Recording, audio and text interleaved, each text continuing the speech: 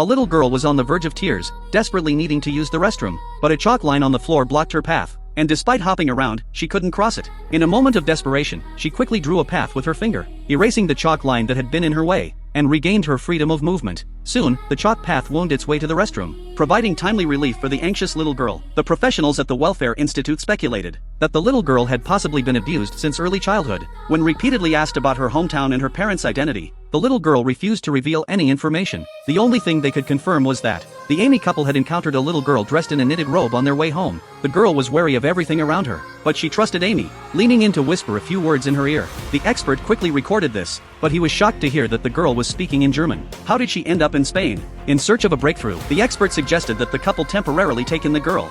After naming the girl Clara, the couple invited the neighbor's children to spend some happy time together with Clara. While chatting with the neighbor mom at the dining table, Amy suddenly coughed up a mouthful of blood. She shakily pulled out sharp glass shards from her mouth and was immediately rushed to the hospital for emergency treatment. Upon further examination, her husband found 7 shards of glass in the jam, indicating someone had intentionally set her up. Looking down at the chalk line's trail, he saw that it led straight to the area where the jam had been placed on the table. He began to suspect, could Clara have been behind all this? But Amy refused to accept this theory, and the two nearly had a fierce argument over it. However, when they turned to find Clara, the child had disappeared without a trace. Upon seeing a gap in the chalk line, Amy immediately reported the case to the police. Despite a full search, the police could not find her, but they did find Clara's scarf by the lake. The situation left the couple deeply uneasy. Could the girl have accidentally fallen into the lake and drowned? When the news came, Amy completely broke down. Her husband, on the other hand, thought she was overreacting. After all, Clara had only been picked up on the road a few days ago, so it didn't make sense for her to be so devastated. But Amy had already come to see the girl as her own child,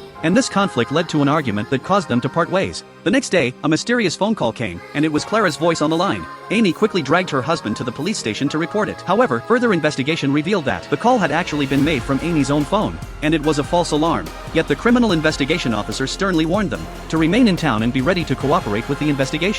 Amy was convinced that Clara had been kidnapped, and since no one was listening to her, she decided to investigate the truth on her own. Before leaving the police station, Amy noticed a stack of case files on the desk, quickly slipping them into her bag and taking them. As she flipped through the files, which were filled with records of child abuse, a paper cutout pattern found beside the body of a young girl sent a chill down Amy's spine. The design of the cutout was unmistakably the same as the one Clara had once folded for her. After further investigation, it was confirmed that the victim, Ingrid, was Swiss. Ingrid had disappeared while vacationing in Spain years ago, and her body had been discovered in the forest last year. Based on the timeline, Amy boldly speculated that Clara's mother might be Ingrid.